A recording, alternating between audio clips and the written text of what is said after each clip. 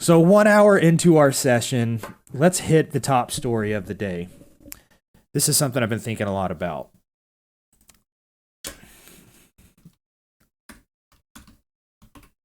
The Matrix, 1999. So for some of you youngsters, that might actually even be before you were born. Crazy enough. I mean, for me, that was when I was just becoming a teenager. I was like 13 in 1999. And so The Matrix came out. It's a sci-fi thriller. The whole plot is artificial intelligence machines have basically taken over the world, and they have shoved humans down into the sewers, and humans are now like a rebellion force who are living in an existential threat to where the machines are basically trying to mount the final offensive to get rid of humans once and for all. And it would be the end of humans, and it would be very sad. I think we can all agree on that. Humans are awesome. Humans are God's finest creation. Not machines. Machines are man's creation. So, this movie came out in 1999, and as said, it was kind of just viewed as a sci-fi thriller.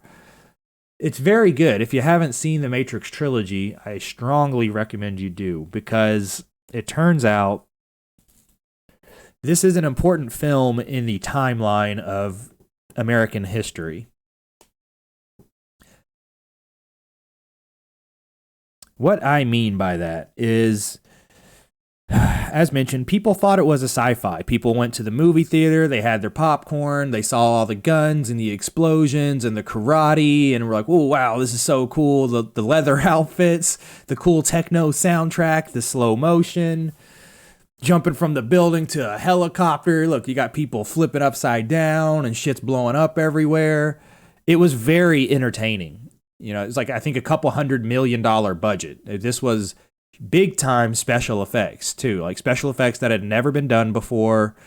It had a very intriguing plot, you know, really interesting characters, and it was a box office smash. As you can see, it's like 258 on, is that the, it's up 257. No, it's up 37. It's sitting at number 258 most popular movies of all times.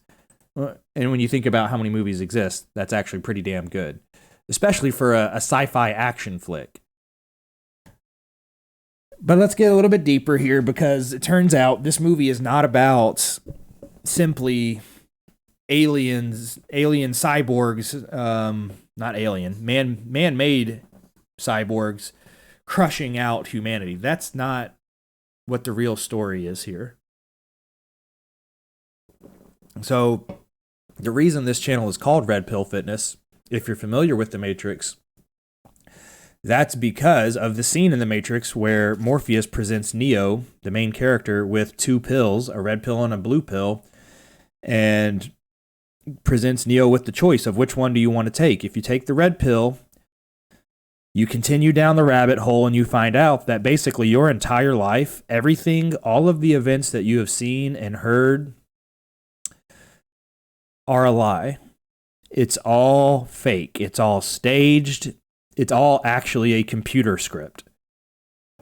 Whereas if you take the blue pill, you'll actually stay asleep and you'll be able to continue living in this fake world where there's never really any big problems. And look, you have enough money to pay for your rent, and you can eat food that tastes good, and you can find people to have sex with, and, you know, it's an okay life, but you need to know it's not a real one. You're literally just playing a video game your entire life. If that's okay with you, take the blue pill. But if you want to actually know what it's like to be a human who is not currently just being witness to a script playing out in front of you, if you want to have a real life of free will, then you need to take the red pill. Red pill versus blue pill. So there you go. There's the summary of that. Wikipedia has a nice little write-up on it if you want to know more. So red pill meaning embrace the sometimes painful truth. Blue pill meaning remain in blissful ignorance of illusion. I don't know that you can have both, man, because the truth is it's not a blend. The truth is either true or it's not true. Like the sun either exists or it doesn't exist. God either exists or he doesn't exist. God doesn't partially exist. You get the idea. So this was, it's sci-fi. We all kind of understood that when we watched the movie, like, what an interesting sci-fi idea that we're all just living in a computer simulation versus a real world. And truthfully, how do any of us even know if that's actually what's happening? Like, all of us could be asleep right now, simply living in a generated dream hooked up to a machine. It's impossible to say. So people thought that's what the movie was about. They thought it was about, are we living in a computer simulation?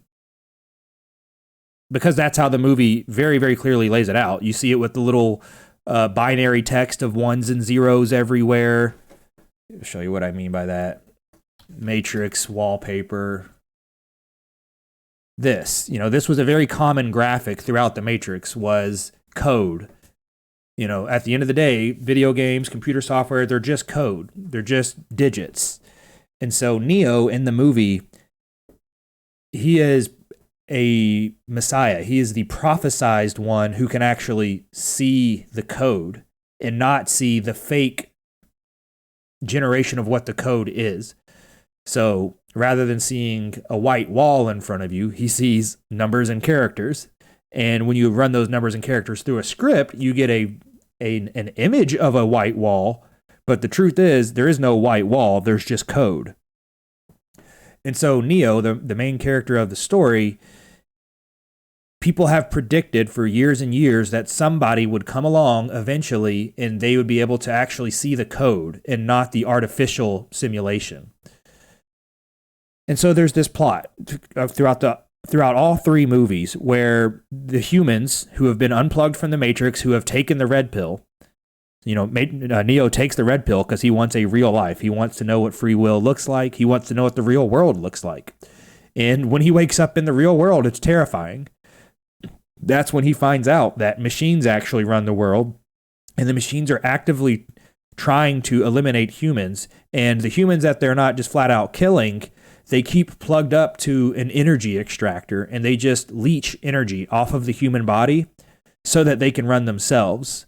And the way they keep the humans placated and asleep that entire time is they play this simulation for them.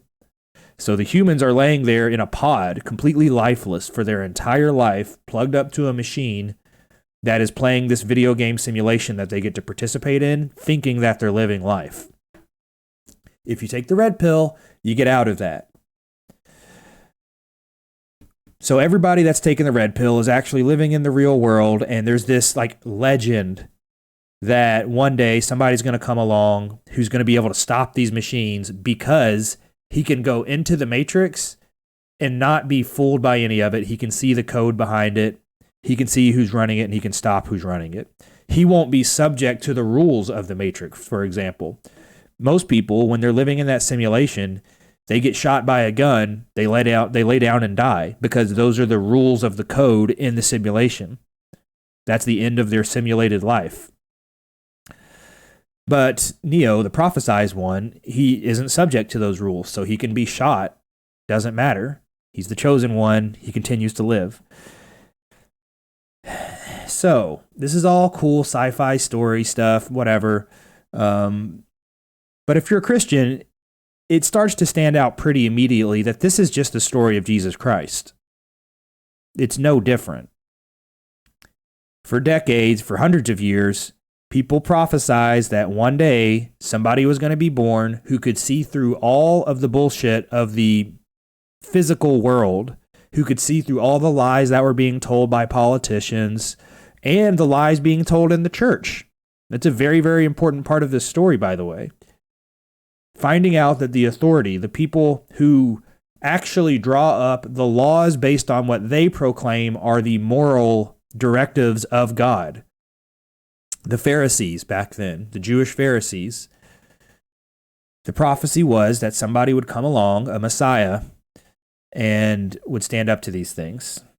be able to preach truth to God's word and would basically correct all of the misinterpretations of God's word. Everything in the Old Testament, my interpretation of Christianity is that God said, listen, the way you guys have interpreted the Old Testament, the commandments that I handed down to Moses, you've misinterpreted them. You're not living about them as the way I wanted you to.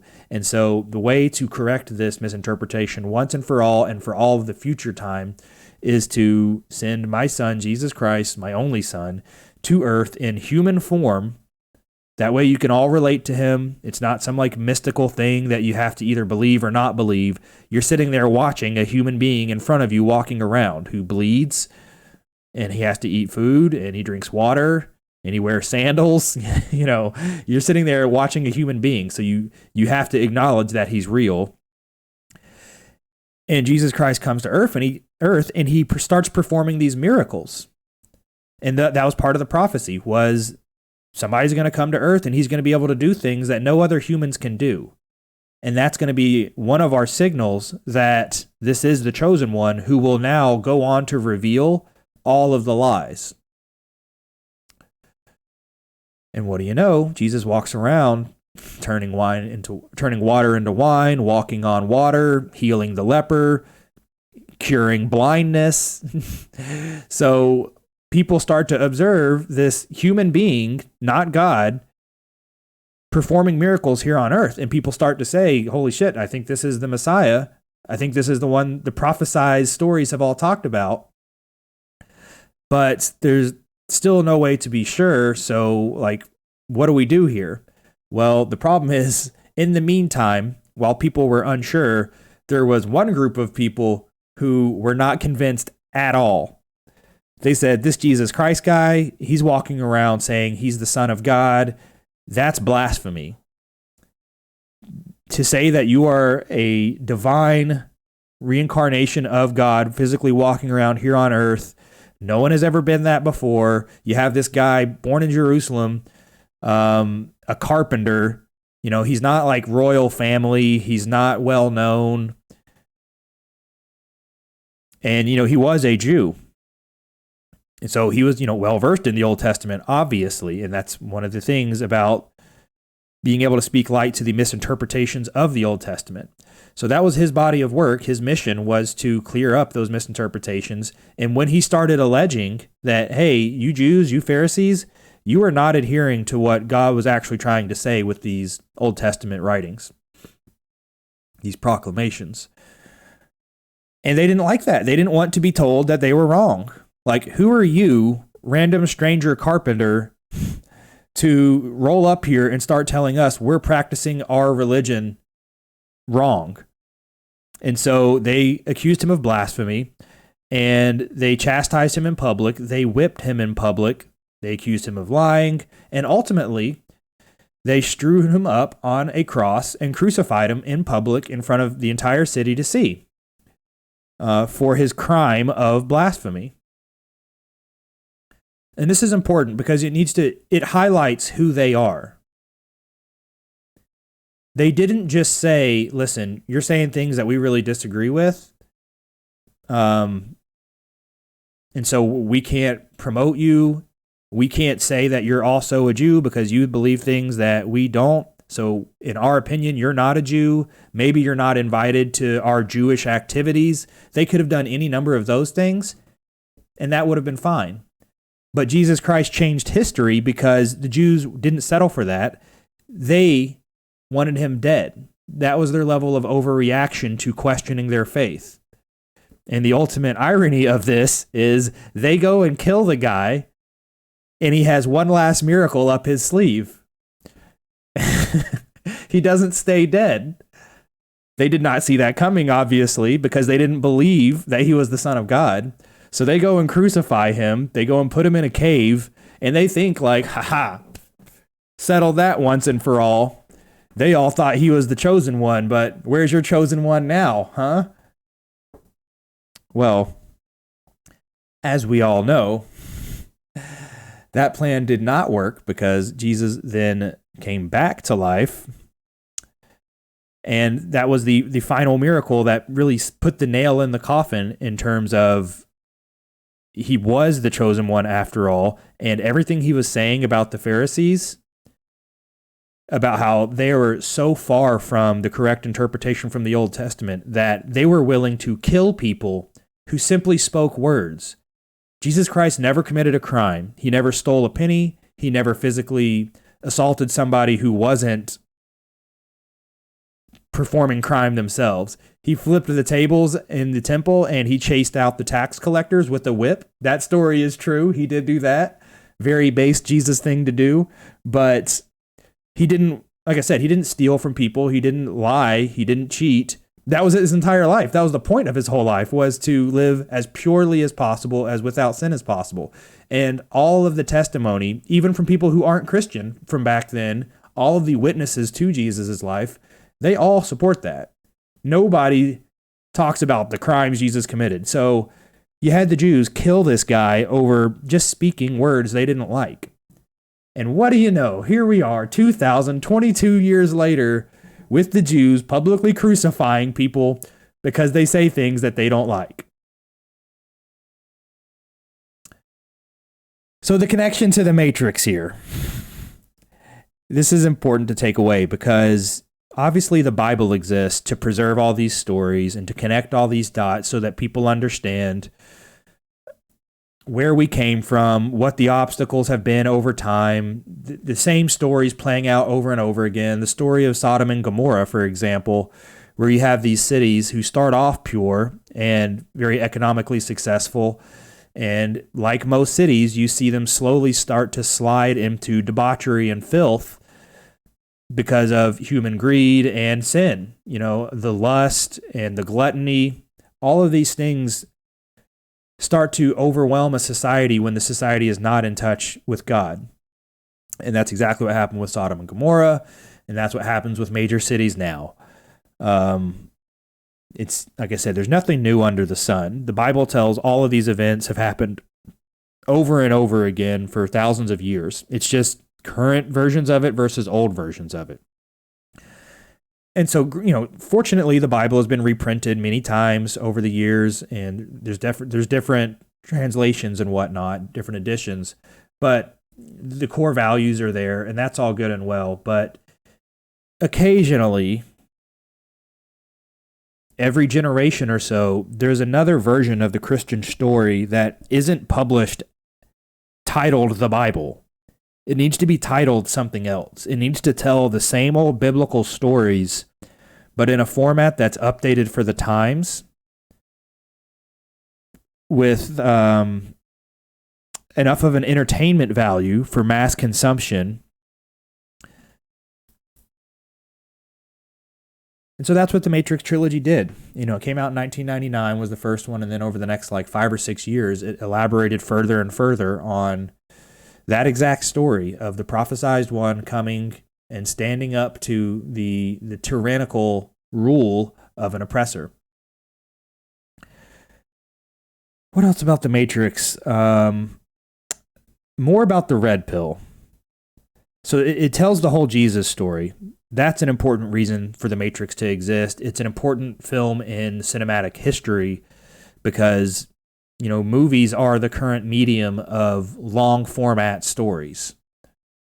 And so it's great that we have that, and I'm honestly kind of impressed. And what can I say?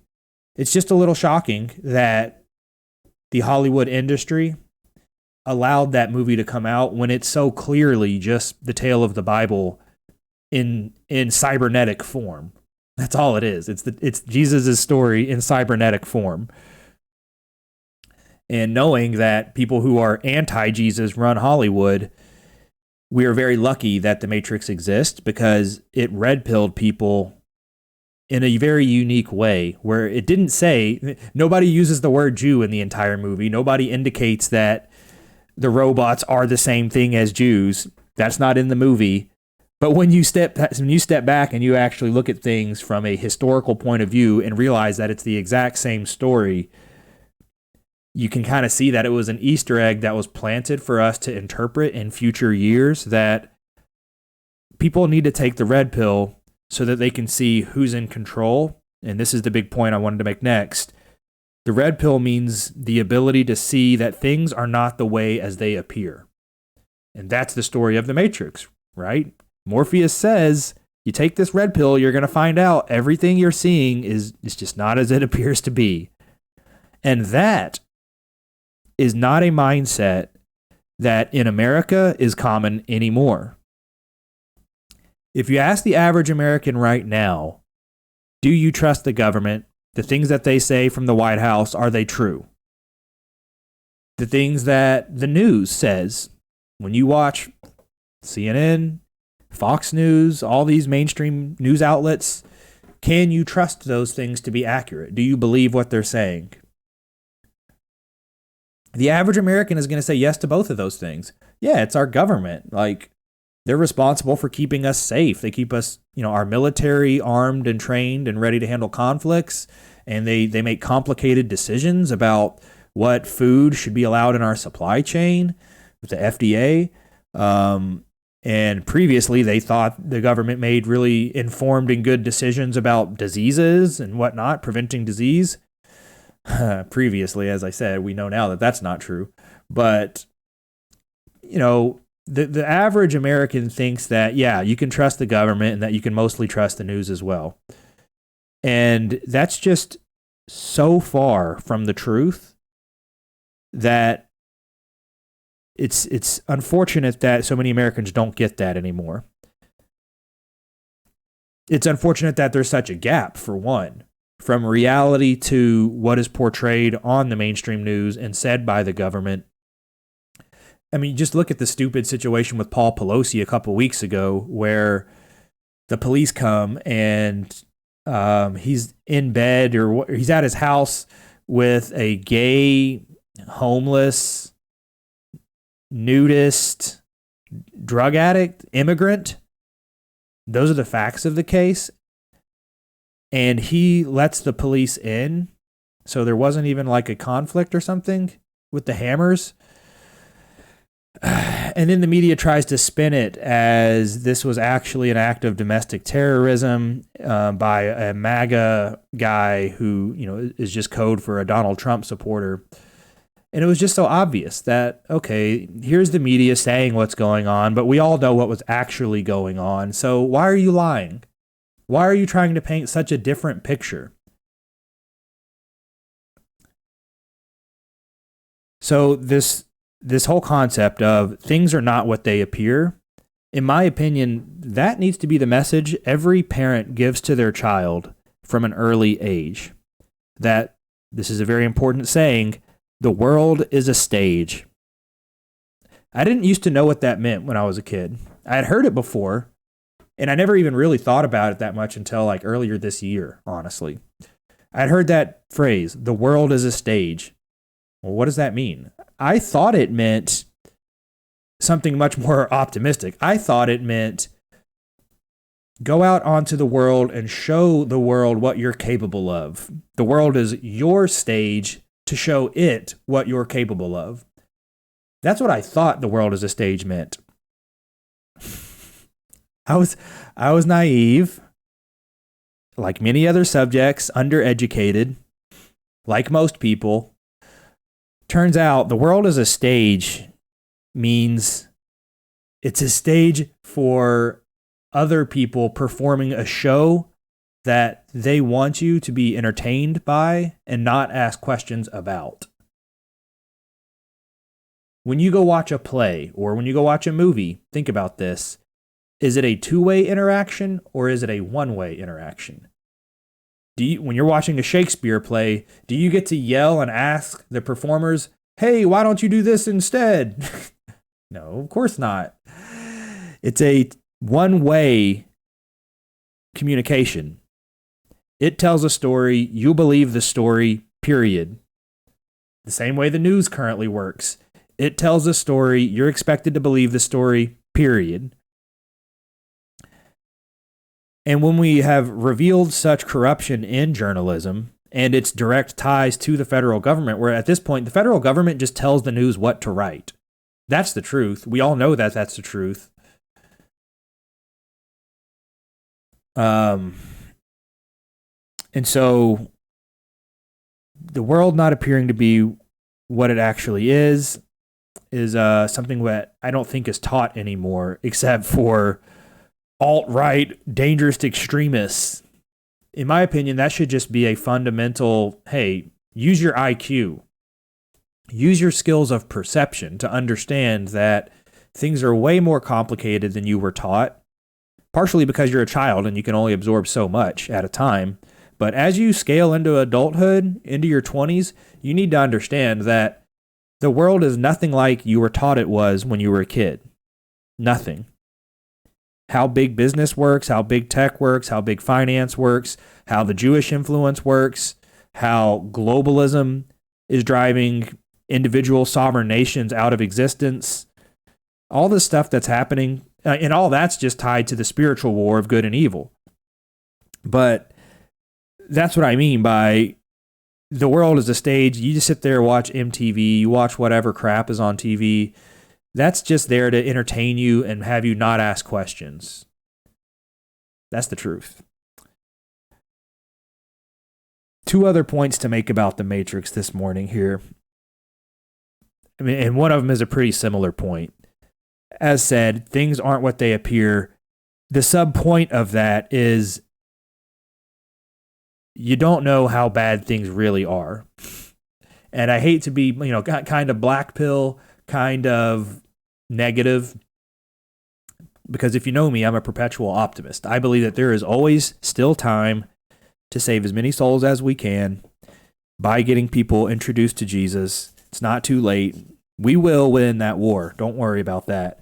But you need to understand how bad the current situation is. You need to understand that the people running our government from the top down, who are basically dictating how we live as a society, they are not in pursuit of Christ. They are not in pursuit of good. They're in pursuit of mutilating our children. They're in pursuit of pretending that men can be women and women can be men. They're in pursuit of pretending that there's no difference between the races and the way they behave.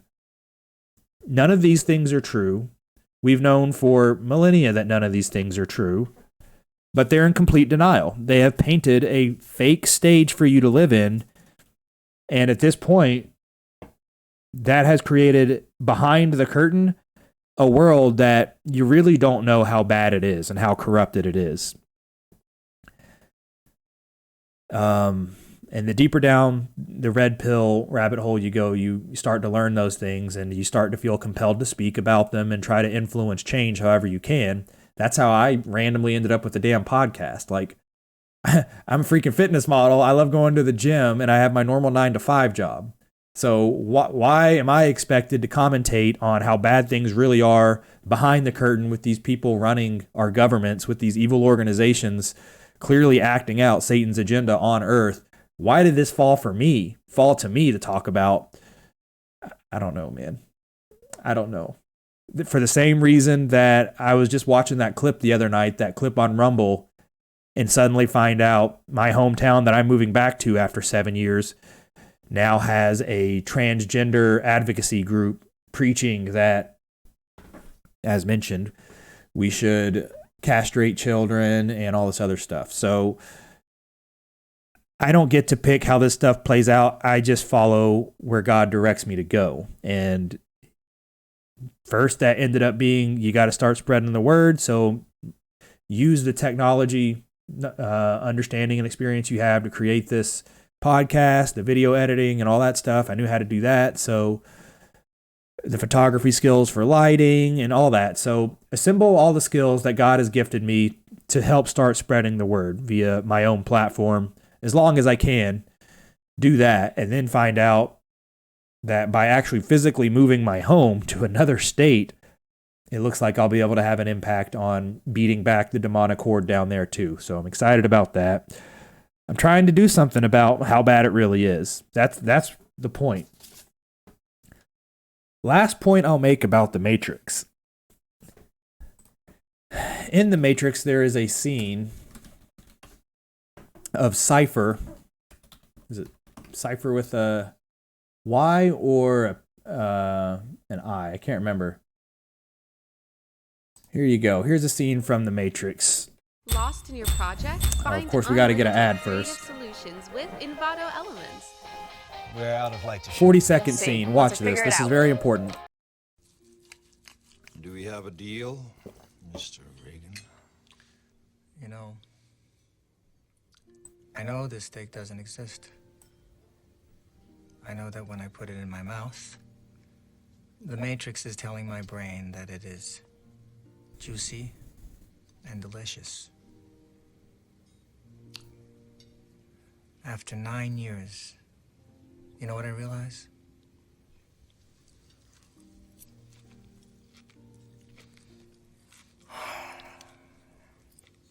Ignorance is bliss. So there you go. That Cypher, or that guy right there, is one of the antagonists, one of the bad guys in the movie. And the reason he's a bad guy is because he's actually on Neo's side. He's on the human side up until the point that he betrays Neo and helps the machines sabotage him and try to kill him. And the machines give him the opportunity. You watch the scene right there. What's happening is the machines are saying, we'll give you this awesome life here in the Matrix of anything you want if you help us outside of the Matrix kill Neo. And as he said, ignorance is bliss. So he agrees to the deal. He agrees to delicious steaks, beautiful women, probably drugs, fast cars. This is the biblical story. Like it is the same story.